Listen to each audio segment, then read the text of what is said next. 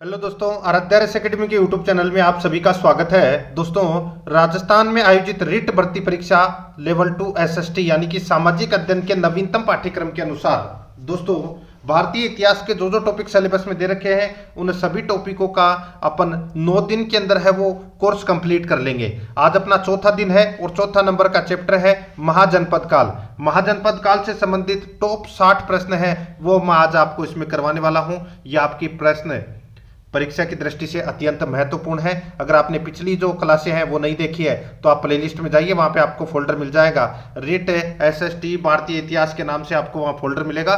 तो आप वहां जाकर पिछली क्लासें हैं वो जरूर देखें। देखिए, सिंधु घाटी सभ्यता, वैदिक सभ्यता और बौद्ध धर्म एवं जैन धर्म ये टॉपिक अपन ने पढ़ लिए हैं। आज अपन महाजनपद काल से संबंधित पढ़ रहे हैं, कल अपन मौर्य वंश से संबंधित पढ़ेंगे। टोटल 9 चैप्टर दे रखे हैं सिलेबस के अंदर और 9 दिन के अंदर अपन कंप्लीट पढ़ लेंगे।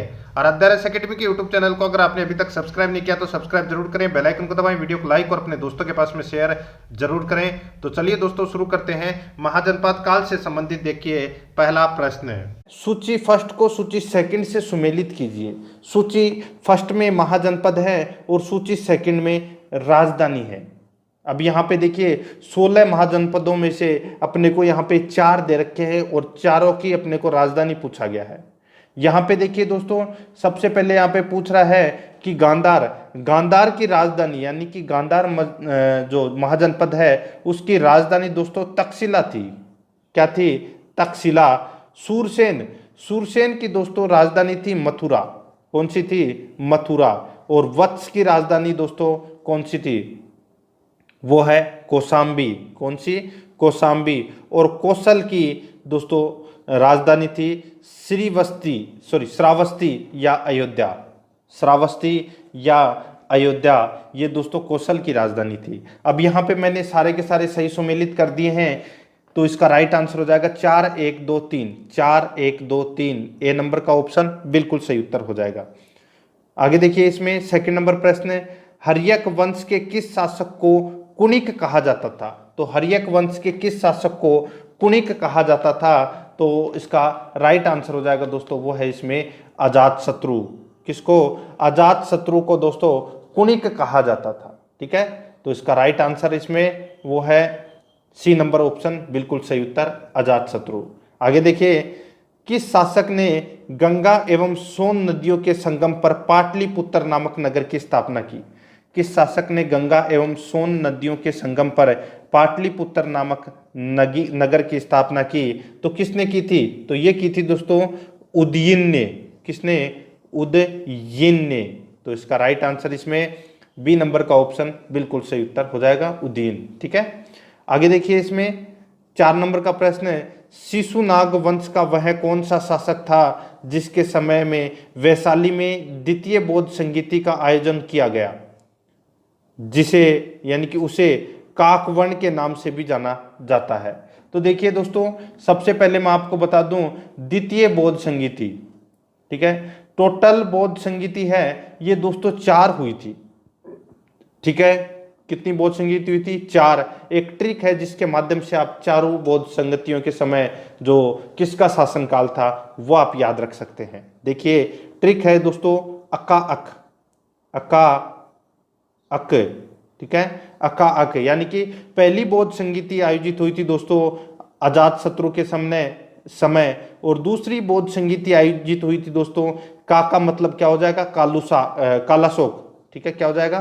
कालाशोक। और तीसरी बौद्ध संगीति आयोजित हुई थी दोस्तों अशोक के समय और लास्ट यानी कि चौथी बौद्ध संगीति हुई थी दोस्तों कनिष्क के समय। यानी कि इसमें अब अपने को देखिए 4 बौद्ध संगीति मैंने बता दिया, अजातशत्रु, कालाशोक, अशोक और कनिष्क के शासनकाल में 4 बौद्ध संगीति आयोजित हुई थी। अब यहाँ पे अपने को पूछा है कि द्वितीय बौद्ध संगीति देखिए यहाँ पे का आ रहा है, का मतलब क्या हो जाएगा? कालाशोक। ये शिशुनाग वंश का शासक था कालाशोक। ठीक है, तो इसका राइट आंसर हो जाएगा वो है द्वितीय बौद्ध संगीति दोस्तों वैशाली में आयोजित की गई थी। कब की गई थी? तो 383 ईसा पूर्व में आयोजित की गई थी। इसके अध्यक्ष कौन थे? तो दोस्तों साब कमीर। इस बौद्ध संगीति के अध्यक्ष कौन थे? साब कमीर। ठीक है, तो इस प्रश्न का राइट आंसर बे नंबर का ऑप्शन कालाशोक। नेक्स्ट है 5 नंबर प्रश्न है, 323 ईस्वी पूर्व में सिकंदर महान की मृत्यु हुई थी। तो सिकंदर महान की मृत्यु है वो दोस्तों कहाँ पर हुई थी? तो ये हुई थी दोस्तों कहाँ पर? तो बेबीलोन में। कहाँ पर हुई थी? बेबीलोन में। तो इसका बी नंबर ऑप्शन बिल्कुल सही उत्तर हो जाएगा। आगे देखिए, सिकंदर महान एवं पोरस पुरु की सेनाओं के मध्य, यानी कि सेनाओं ने निम्नलिखित में से किस नदी के आमने सामने वाले तटों पर पड़ाव डाला हुआ था? दोबारा देखिए, सिकंदर महान एवं पोरस या पुरु की सेनाओं ने निम्नलिखित में से किस नदी के आमने सामने वाले तटों पर पड़ाव डाला हुआ था? तो इसका राइट आंसर हो जाएगा वो है दोस्तों झेलम नदी के आमने सामने पड़ाव डाला हुआ था। तो इसका राइट आंसर हो जाएगा इसमें वो है इसमें बी नंबर का ऑप्शन बिल्कुल सही उत्तर। आगे देखिए, इसमें 7 नंबर का प्रश्न है, किस मध्यभांड पाटरी भारत में द्वितीय नगरीकरण या शहरीकरण के प्रारंभ का प्रतीक माना जाता है? तो वो कौन से मध्यभांड के बारे में कहा गया है कि भारत में द्वितीय नगरीकरण या शहरीकरण के प्रारंभ का प्रतीक माना जाता है? तो इसका राइट आंसर हो जाएगा वो है दोस्तों उत्तरी काले पोलिशकृत बर्तन। उत्तरी काले पोलिशकृत बर्तन। तो इसका सी नंबर ऑप्शन बिल्कुल सही उत्तर हो जाएगा। नेक्स्ट 8 नंबर प्रश्न है, पाली ग्रंथों के गांव के मुखिया को क्या कहा जाता है? पाली ग्रंथों के गांव के मुखिया को क्या कहा जाता है? तो दोस्तों क्या कहा जाता है? तो वो है भोजक या ग्राम भोजक। भोजक या ग्राम भोजक कहते हैं। बी नंबर ऑप्शन बिल्कुल सही उत्तर। नेक्स्ट है, उज्जैन का प्राचीन नाम था। तो दोस्तों उज्जैन का प्राचीन नाम है वो क्या था? तो वो था दोस्तों अवंतिका। क्या नाम था? अवंतिका। तो इसका right answer A number option बिल्कुल सही उत्तर हो जाएगा, अवंतिका। नेक्स्ट है, नंदवंश का संस्थापक कौन था? तो यहाँ पे देखिए, नंदवंश का संस्थापक है वो कौन था? तो इसका राइट आंसर हो जाएगा वो है दोस्तों, देखिए, शिशुनाग वंश के अंतिम शासक नंदीवर्धन की हत्या कर महापदम नंद ने नंद वंश की नींव रखी थी। ठीक है, और नंद वंश का अंतिम शासक था घनानंद। ठीक है, आपने नाम तो सुना ही होगा। तो इसका राइट आंसर क्या हो जाएगा इसमें? वो है महापदम नंद। महापदम नंद ने दोस्तों नंद वंश की स्थापना की थी। तो इसका राइट आंसर हो जाएगा इसमें ए नंबर का ऑप्शन बिल्कुल सही उत्तर हो जाएगा। ठीक है, आगे देखिए, इसमें 11 नंबर का प्रश्न है, ग्रीक या यूनानी लेखकों द्वारा किसे अग्निमीज जेंडरमीज कहा गया है? तो दोस्तों यहाँ पे देखिए क्या पूछा गया है, ग्रीक या यूनानी लेखकों द्वारा किसे अग्निमीज या जेंडरमीज कहा गया? तो इस प्रश्न का राइट आंसर हो जाएगा वो है दोस्तों इसमें घनानंद को। ठीक है, घनानंद इसका राइट आंसर हो जाएगा। ठीक है, तो इसमें डी नंबर ऑप्शन बिल्कुल सही उत्तर। आगे देखिए, प्राचीन भारत में पहला विदेशी आक्रमण किसके द्वारा किया गया?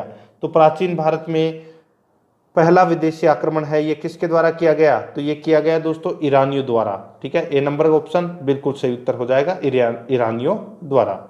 नेक्स्ट है, आगे देखिए, इसमें 13 नंबर का प्रश्न है, प्राचीन भारत में दूसरा विदेशी आक्रमण एवं पहला यूरोपीय आक्रमण किनके द्वारा किया गया? प्राचीन भारत में दूसरा विदेशी आक्रमण एवं पहला यूरोपीय आक्रमण किनके द्वारा किया गया? ये किया गया दोस्तों यूनानियों द्वारा। किसके द्वारा? यूनानियों द्वारा। तो इसका राइट आंसर बी नंबर का ऑप्शन बिल्कुल सही उत्तर हो जाएगा। आगे देखिए, 14 नंबर का प्रश्न है, ईरान के खमनी वंश के किस शासक ने भारतीय भूभाग को जीतने के बाद उसे फारस साम्राज्य का 20वां प्रांत बनाया? तो दोस्तों ईरान के खमनी वंश के किस शासक ने भारतीय भूभाग को जीतने के बाद उसे फारस साम्राज्य का 20वां प्रांत बनाया? तो इसका राइट आंसर हो जाएगा इसमें वो है दोस्तों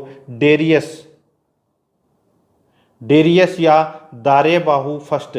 ठीक है, तो इसमें बी नंबर का ऑप्शन बिल्कुल सही उत्तर हो जाएगा। आगे देखिए, इसमें 15 नंबर का प्रश्न है, देखिए इसमें हाइडेस्पस या विस्तता आधुनिक नाम झेलम का युद्ध 326 ईस्वी पूर्व किन किन शासकों के बीच में हुआ था? तो देखिए दोस्तों, यहाँ पे सिकंदर मकदूनिया का शासक था। उसने भारत पर 326 ईस्वी पूर्व आक्रमण किया।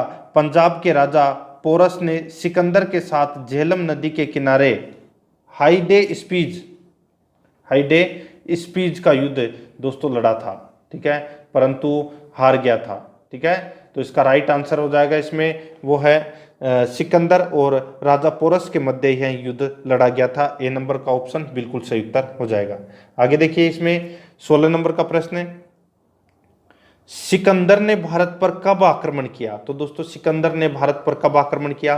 तो 326 ईस्वी पूर्व आक्रमण किया था। ए नंबर का ऑप्शन बिल्कुल सही उत्तर। किस किस के मध्य हुआ था युद्ध? तो सिकंदर और पंजाब के राजा पोरस के मध्य, ठीक है। आगे देखिए, सूची फर्स्ट को सूची सेकंड से सुमेलित करना है। सूची फर्स्ट में शासक है और सूची सेकंड में वंश है, यानी कि कौन से वंश का शासक कौन था। तो यहाँ पे देखिए दोस्तों, बिंबिसार है, ये कौन से वंश का शासक था? तो ये हर्यक वंश का शासक था बिंबिसार। यहाँ पे कालाशोक है, ये कौन से वंश का शासक था? तो ये शिशुनाग वंश का शासक था, ठीक है। और महापद्म नंद है, ये नंद वंश का शासक था। बिंदुसार है, ये मौर्य वंश का शासक था। दोबारा देखिए, बिंबिसार हर्यक वंश का शासक, कालाशोक शिशुनाग वंश का शासक, महापद्म नंद ये नंद वंश का शासक और बिंदुसार है ये मौर्य वंश का शासक था। तो इस प्रश्न का राइट आंसर 1 2 4 3 1 2 4 3 यानी कि बी नंबर का ऑप्शन है वो अपना इसमें राइट आंसर हो जाएगा। आगे देखिए इसमें 18 नंबर का प्रश्न है, सूची फर्स्ट को सूची सेकंड से सुमेलित कीजिए। सूची फर्स्ट में महाजनपद है और सूची सेकंड में आधुनिक क्षेत्र दे रखे हैं। यहाँ पे देखिए दोस्तों, मगध महाजनपद है, इसका जो आधुनिक क्षेत्र है वो कौन सा है? तो वो है दोस्तों पटना व गया के जिले, पटना व गया के जिले। तीसरा महाजनपद यहाँ पे देखिए वत्स महाजनपद का आधुनिक क्षेत्र है इलाहाबाद, और कौशल महाजनपद का आधुनिक क्षेत्र है अवध, और अवंती महाजनपद का आधुनिक क्षेत्र है मालवा, ठीक है। तो इस प्रश्न का राइट आंसर हो जाएगा 1 2 3 4 यानी कि ए नंबर का ऑप्शन बिल्कुल सही उत्तर हो जाएगा। 19 नंबर प्रश्न देखिए, मगध की प्रथम राजधानी कौन सी थी? मगध की प्रथम राजधानी कौन सी थी? तो वह है दोस्तों गिरिवज्र या राजगृह, गिरिवज्र या राजगृह, ये इसका राइट आंसर हो जाएगा इसमें, ठीक है। सी नंबर का ऑप्शन बिल्कुल सही उत्तर हो जाएगा। देखिए 6ठी शताब्दी ईसा पूर्व 16 महाजनपदों का उदय हुआ, इनमें मगध सबसे शक्तिशाली था, ठीक है, ये भी आपको इसमें याद रखना है। आगे देखिए, किस शासक द्वारा सर्वप्रथम पाटलिपुत्र का राजधानी के रूप में चयन किया गया? तो दोस्तों किस शासक के द्वारा पाटलिपुत्र का राजधानी के रूप में चयन किया था? तो इसका राइट आंसर हो जाएगा दोस्तों, वो है दोस्तों किसने? तो ये उदयन ने किया था। उदयन द्वारा दोस्तों ये पाटलिपुत्र राजधानी बनाने का चयन किया गया था, ठीक है। तो इसका राइट आंसर हो जाएगा वो है सी नंबर का ऑप्शन बिल्कुल सही उत्तर। और देखिए पाटलिपुत्र की स्थापना का श्रेय भी उदयन को जाता है, ठीक है। तो इसका राइट आंसर, और ये हर्यक वंश का अंतिम शासक था उदयन, ठीक है, ये भी आपको इसमें याद रखना है। सी नंबर ऑप्शन सही उत्तर। आगे देखिए 16 महाजनपदों की सूची उपलब्ध है। तो दोस्तों ये सूची है, ये कहाँ उपलब्ध है? तो मैंने आपको बताया था दोस्तों अंगुत्तर निकाय, कहाँ पर है? अंगुत्तर निकाय में दोस्तों ये 16 महाजनपदों की सूची है, ये मिलती है, ठीक है। ये बौद्ध ग्रंथ है अंगुत्तर निकाय, बी नंबर ऑप्शन बिल्कुल सही उत्तर। नेक्स्ट है, निम्नलिखित में से मगध का कौन सा राजा सिकंदर महान के समकालीन था? तो सिकंदर महान के समकालीन मगध का कौन सा राजा था? तो वो था दोस्तों इसमें घनानंद। कौन था? घनानंद, बी नंबर ऑप्शन बिल्कुल सही उत्तर। आगे देखिए इसमें, प्रथम मगध साम्राज्य का उत्कृष्ट किस नदी पर हुआ था? तो दोस्तों कौन सी नदी पर हुआ था? कौन सी सदी में हुआ था? यहाँ नदी नहीं, प्रथम मगध साम्राज्य का उत्कृष्ट किस सदी में हुआ था? तो इसका राइट आंसर हो जाएगा वो है 6ठी शताब्दी ईसा पूर्व में, ठीक है। तो इसमें बी नंबर ऑप्शन बिल्कुल सही उत्तर। नेक्स्ट है, सिकंदर की भारत में सफलता के निम्न कारण थे। सिकंदर की भारत में सफलता के निम्न कारण थे। तो दोस्तों क्या कारण थे? तो देखिए मैं आपको बता देता हूं, भारत में तब कोई केंद्रीय सत्ता नहीं थी, बिल्कुल सही है। उसकी सेना श्रेष्ठ प्रकार की थी, ये भी इसमें सही है। उसे देशद्रोही भारतीय शासकों का सहयोग मिला, ये भी इसमें बिल्कुल सही है। वह एक अच्छा प्रशासक था, ये भी दोस्तों इसमें बिल्कुल सही है। तो भारत में सफलता के जो प्रमुख कारण थे सिकंदर के, ये चारों ही सही है। तो इस प्रश्न का राइट आंसर हो जाएगा इसमें 1 2 3 4, यानी कि डी नंबर का ऑप्शन अपना इसमें सही उत्तर हो जाएगा। आगे देखिए, सूची फर्स्ट को सूची सेकंड से सुमेलित करना है। यहाँ पे देखिए दोस्तों, सूची फर्स्ट में राजा और सूची सेकंड में राज्य दे रखे हैं। यहाँ पे देखिए दोस्तों, प्रद्योत प्रद्योत राजा का जो राज्य है वो कौन सा है, तो वो है दोस्तों अवंती। कौन सा है? अवंती। और उदयन उदयन का दोस्तों राज्य था, वो कौन सा था? वो था दोस्तों इसमें वत्स। ठीक है। और प्रसेनजित प्रसेनजित का था दोस्तों इसमें कौन सा, तो वो है कौशल। और अजात शत्रु का था दोस्तों इसमें मगध। ठीक है।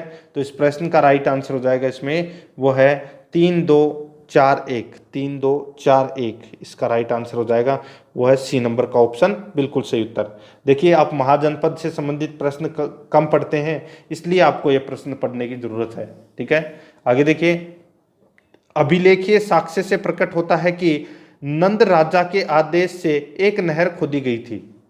अभिलेखीय साक्ष्य से प्राप्त होता है कि नंद राजा के आदेश से एक नहर खोदी गई थी। तो ये नहर है, ये दोस्तों कलिंग में खोदी गई थी। ठीक है। तो इसका राइट आंसर सी नंबर का ऑप्शन बिल्कुल सही उत्तर हो जाएगा, कलिंग में। ठीक है। आगे देखिए, पहला ईरानी शासक जिसने भारत के कुछ भाग को अपने अधीन किया, तो उस शासक का नाम क्या था? उस शासक का नाम था दोस्तों डेरियस। ठीक है।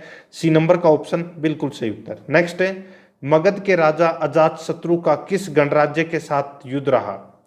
मगध के राजा अजात शत्रु का किस गणराज्य के साथ युद्ध रहा? तो इसका राइट आंसर हो जाएगा दोस्तों, वो है इसमें, देखिए किसके साथ में रहा, तो वो है वज्जी वैशाली के साथ में। ठीक है। वज्जी जो वैशाली का शासक था उसके साथ में। ठीक है। तो इसका राइट आंसर हो जाएगा इसमें, वो है इसमें ए नंबर का ऑप्शन बिल्कुल सही उत्तर हो जाएगा। ठीक है। आगे देखिए, इसमें वज्जी संघ के विरुद्ध मगध राज्य के किस शासक ने प्रथम बार रथ मूसल, यानी कि एक ऐसा रथ जिसमें गदा जैसा हथियार जुड़ा हुआ था, तथा महाशिलाकंटक यानी कि पत्थर फेंकने वाला एक युद्ध यंत्र, इस प्रकार के जो नामक जो गुप्त हथियारों का प्रयोग किया था। यहाँ पे देखिए, जो वज्जी संघ के विरुद्ध मगध के किस शासक ने प्रथम बार रथ मूसल और महाशिलाकंटक नामक गुप्त हथियारों का प्रयोग किया था, तो वो था दोस्तों कौन? तो सीधा सा है अजात शत्रु। ए नंबर का ऑप्शन बिल्कुल सही उत्तर हो जाएगा। ठीक है। आगे देखिए, इसमें नंद वंश का अंतिम सम्राट कौन था? तो दोस्तों वो है इसमें सीधा सा है गणानंद। ठीक है। बी नंबर ऑप्शन बिल्कुल सही उत्तर। 31 नंबर प्रश्न है, भारत में सिक्कों या मुद्रा का प्रचलन कब हुआ? तो भारत में सिक्कों या मुद्रा का प्रचलन है वो 600 ईस्वी पूर्व में हुआ था। सी नंबर का ऑप्शन बिल्कुल सही उत्तर हो जाएगा। आगे देखिए, 32 नंबर प्रश्न है, निम्न राजाओं पर विचार कीजिए। एक तरफ दोस्तों देखिए यहाँ पे अजात शत्रु, बिंदुसार और प्रसेनजित, तो यहाँ पे देखिए दोस्तों इसका राइट आंसर हो जाएगा अजात शत्रु और प्रसेनजित। ठीक है। बिंदुसार ये दोस्तों इसमें गलत दे रखा है। ठीक है। तो इस प्रश्न का राइट आंसर हो जाएगा दोस्तों, वो है इसमें 1 और 3। तो इसका right answer C number option बिल्कुल सही उत्तर हो जाएगा। ठीक है। आगे देखिए, इसमें 33 नंबर प्रश्न है, 6ठी सदी ईसा पूर्व के दौरान बड़े राज्यों के उदय का प्रमुख कारण क्या था? तो बड़े राज्यों के उदय का जो प्रमुख कारण है वो क्या था? तो उत्तर प्रदेश और बिहार में व्यापक पैमाने पर लोहे का उपयोग, उत्तर प्रदेश और बिहार में व्यापक पैमाने पर लोहे का उपयोग, तो इसका right answer A number option हो जाएगा। नेक्स्ट है 34 नंबर प्रश्न है, इसमें देखिए, मगध सम्राट बिंबिसार ने अपने राजवैद्य जीवक को किस राज्य के राजा की चिकित्सा के लिए भेजा था? तो इसका राइट आंसर हो जाएगा वो है अवंती। ठीक है। अवंती के राजा की चिकित्सा के लिए भेजा था, बिंबिसार ने अपने राज्य वेद्य जीवक को, ठीक है। तो इस प्रश्न का राइट आंसर हो जाएगा सी नंबर ऑप्शन बिल्कुल सही उत्तर हो जाएगा। और बिंबिसार है ये हर्यक वंश का सबसे प्रथम शक्तिशाली शासक माना जाता है, ठीक है। तो इसमें सी नंबर ऑप्शन सही उत्तर। नेक्स्ट है, किस शासक ने अवंती को जीतकर मगध का हिस्सा बनाया दिया? तो किस शासक ने अवंती को जीतकर मगध का हिस्सा बना दिया? तो वो है दोस्तों शिशुनाग ने, ठीक है, शिशुनाग ने। तो इसका राइट आंसर हो जाएगा इसमें सी नंबर ऑप्शन सही उत्तर। आगे देखिए 36 नंबर प्रश्न है, किस मगध सम्राट ने अंग का विलय अपने राज्य में कर लिया? तो दोस्तों किस मगध सम्राट ने अंग का विलय अपने राज्य में कर लिया? अंग है वो महाजनपद था और इसकी राजधानी दोस्तों चंपा थी, ठीक है। तो अपने राज्य में विलय है ये किस मगध सम्राट ने किया था? तो इसका राइट आंसर हो जाएगा वो है बिंबिसार ने। ए नंबर का ऑप्शन बिल्कुल सही उत्तर। 37 नंबर प्रश्न है, शिशुनाग ने किस राज्य का विलय मगध साम्राज्य में नहीं किया? तो यहाँ पे देखिए दोस्तों काशी, ठीक है, काशी को छोड़ के बाकी अवंती, वत्स और कौशल, इन तीनों महाजनपदों का दोस्तों विलय है वो मगध साम्राज्य में किया था। किसने? शिशुनाग ने। तो इस प्रश्न का right answer D number option हो जाएगा। आगे देखिए, काशी और लिच्छवी का विलय मगध साम्राज्य में किसने किया था? तो दोस्तों काशी और लिच्छवी का विलय मगध साम्राज्य में किसने किया था? अजातशत्रु ने। बी नंबर का ऑप्शन बिल्कुल सही उत्तर, अजातशत्रु। नेक्स्ट है, मगध साम्राज्य के बारे में कौन सा कथन है वो सही नहीं है? तो कौन सा कथन है वो इसमें सही नहीं है? तो यहाँ पे देखिए, पुराणों और महाकाव्यों के अनुसार इसकी स्थापना भद्ररथ ने की, बिल्कुल सही है। आगे देखिए, महापद्मनंद ने इसे सर्वाधिक विस्तार प्रदान किया तथा सर्व छत्रातक यानी कि क्षत्रियों का अंत करने वाला एवं इकराट की उपाधि धारण की थी, बिल्कुल सही है। आगे देखिए, गिरिवज्र राजगृह है, पाटलिपुत्र एवं वैशाली क्रमशः इसकी 4 राजधानियां बनी, ये भी दोस्तों इसमें बिल्कुल सही है। तो इसमें तीनों ही कथन है वो सत्य है, इसमें गलत है वो कोई नहीं है। तो इसका राइट आंसर इनमें से कोई नहीं, D number option right answer हो जाएगा। आगे देखिए, सिकंदर के आक्रमण के समय उत्तर भारत पर निम्नलिखित राजवंशों में से किस एक का शासन था? तो किस एक का शासन था? तो वो था दोस्तों इसमें नंद वंश का शासन था। कौन से वंश का? नंद वंश का शासन था, ठीक है। आगे देखिए 41 नंबर प्रश्न, निम्नलिखित में से कौन सा एक ईसा पूर्व 6ठी सदी में प्रारंभ में भारत का सर्वाधिक शक्तिशाली नगर राज्य था? तो यहाँ पे देखिए, कौन सा एक ईसा पूर्व 6ठी सदी में, 6ठी सदी के प्रारंभ में भारत का सर्वाधिक शक्तिशाली नगर राज्य था? तो वो कौन सा था? तो वो था दोस्तों इसमें सीधा सा है मगध। डी नंबर ऑप्शन बिल्कुल सही उत्तर हो जाएगा। आगे देखिए, निम्नलिखित में से कौन कौन से भारत पर ईरानी आक्रमण के प्रभाव के रूप में माना जाता है? तो दोस्तों यहाँ पे कथन दिए गए हैं, अपने को बताना है कि कौन कौन से कथन है वो इसमें सत्य है, ईरानी आक्रमण के प्रभाव के रूप में जाना जाता है। देखिए, खगोष्ठी लिपि का प्रचार बिल्कुल सही है, अभिलेख उत्कीर्ण करने की कला का प्रचार बिल्कुल सही है, ईरानियों की छत्रप प्रणाली का प्रचार ये भी इसमें सही है, घंटा आकार के गुंबज की कला का प्रचार ये भी इसमें बिल्कुल सही है, स्त्री अंगरक्षकों की नियुक्ति ये भी दोस्तों इसमें बिल्कुल सही है। तो इस प्रश्न का राइट आंसर हो जाएगा 1 2 3 4 5। तो इसमें डी नंबर का ऑप्शन बिल्कुल सही उत्तर हो जाएगा। 43 नंबर प्रश्न है, निम्न में से कौन सा एक सिकंदर के आक्रमण का प्रभाव नहीं था? निम्न में से कौन सा एक सिकंदर के आक्रमण का प्रभाव नहीं था? तो इसका राइट आंसर हो जाएगा वो है दोस्तों, देखिए, इस आक्रमण ने भारत और यूनान के बीच प्रत्यक्ष संपर्क स्थापित करवाया, बिल्कुल सही है। इस आक्रमण ने पश्चिमोत्तर भारत में यूनानियों की स्थापना का मार्ग प्रशस्त किया, बिल्कुल सही है। सिकंदर अनेक उपनिवेशों की स्थापना के लिए उत्तरदायी था, ये भी इसमें सही है। यानी कि ये तीनों तो सही है। अपने को क्या पूछा है इसमें कि कौन सा प्रभाव नहीं था? तो देखिए उसने भारत को यूनान की रियासत बनाया, ये इसमें गलत हो जाएगा। डी नंबर ऑप्शन बिल्कुल सही उत्तर। नेक्स्ट है, निम्नलिखित में से किस राज्य में गणतंत्रात्मक शासन व्यवस्था नहीं थी? तो कौन से राज्य में गणतंत्रात्मक व्यवस्था नहीं थी? तो वो है मगध। डी नंबर ऑप्शन बिल्कुल सही उत्तर हो जाएगा। आगे देखिए, निम्नलिखित में से किसे सैन्य नियमित और स्थायी सेना रखने वाला कहा जाता था? निम्नलिखित में से किसे सैन्य नियमित और स्थायी सेना रखने वाला कहा जाता था? तो इसका राइट आंसर हो जाएगा वो है इसमें बिंबिसार। ए नंबर ऑप्शन बिल्कुल सही उत्तर हो जाएगा। नेक्स्ट है, निम्नलिखित में से किसे उग्रसेन यानी कि भयानक सेना का स्वामी कहा जाता था? तो भयानक सेना का स्वामी किसे कहा जाता था? तो ये कहा जाता था दोस्तों महापद्मनंद को। तो इसका राइट आंसर ए नंबर का ऑप्शन बिल्कुल सही उत्तर।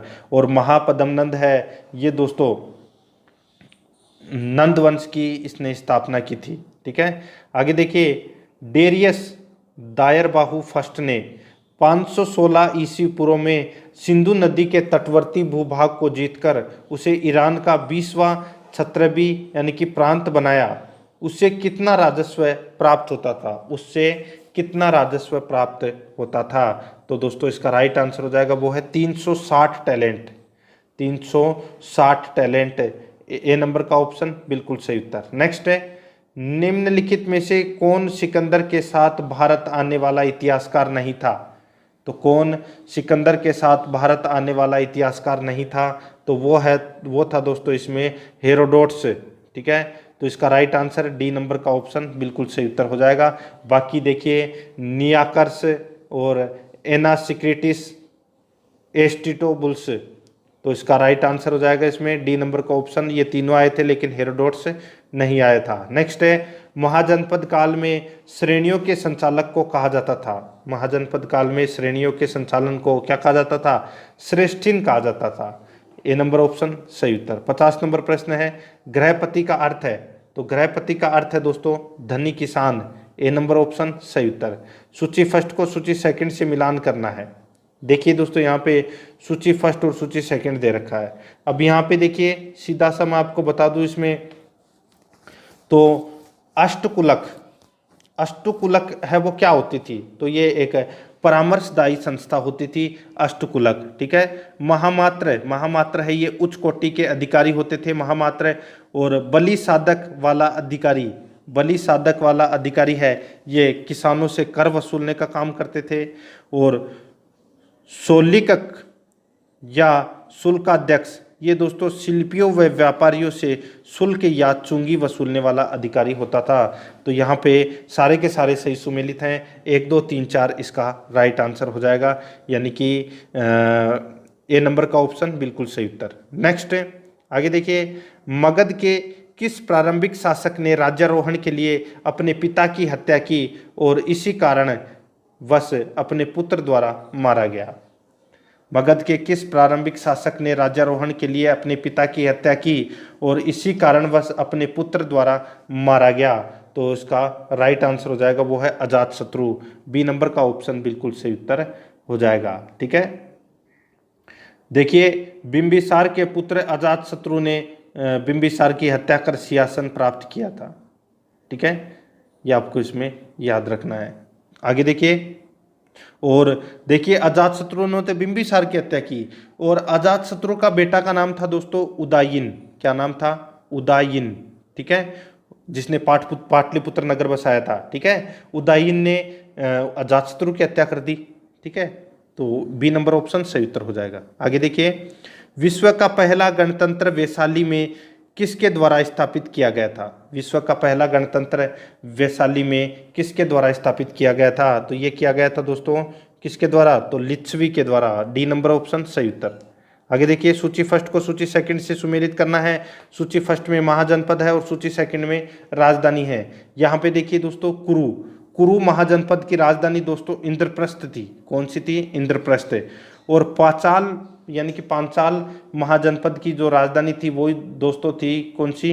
अहिछत्र। ठीक है, अहिछत्र या कोम्पिलय। तो इसका राइट आंसर हो जाएगा अहिछत्र। कौशल की राजधानी थी दोस्तों श्रावस्ती या अयोध्या अपन उसको बोल सकते हैं। ठीक है, तो यहाँ पे इसका राइट आंसर क्या हो जाएगा? देखिए वत्स की राजधानी तो कौशाम्बी, यहाँ पे साकेत दे रखा है। क्या दे रखा है? साकेत।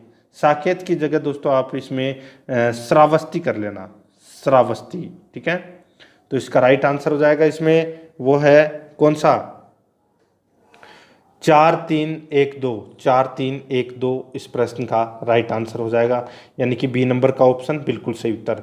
55 नंबर प्रश्न है, निम्न में से कौन एक बौद्ध ग्रंथ 16 महाजनपदों का उल्लेख करता है? तो वो है अंगुत्तर निकाय।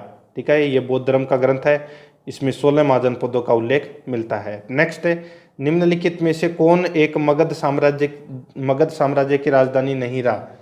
तो वो है दोस्तों इसमें कौन राजधानी नहीं रहा? तो वो है कौशाम्बी।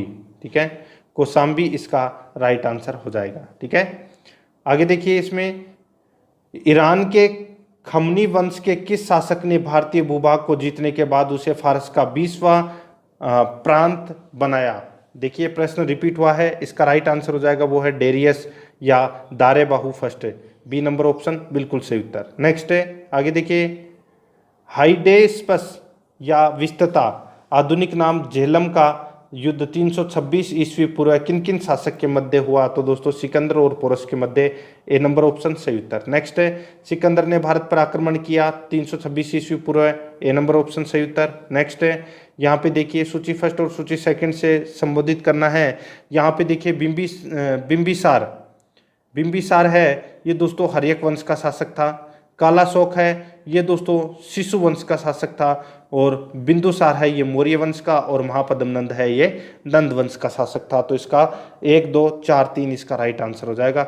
बी नंबर ऑप्शन बिल्कुल सही उत्तर। तो दोस्तों इसी के साथ देखिए अपन ने महाजनपद काल से संबंधित प्रश्न है वो पढ़ लिए हैं। कल अपन मौर्य वंश से संबंधित प्रश्न पढ़ेंगे।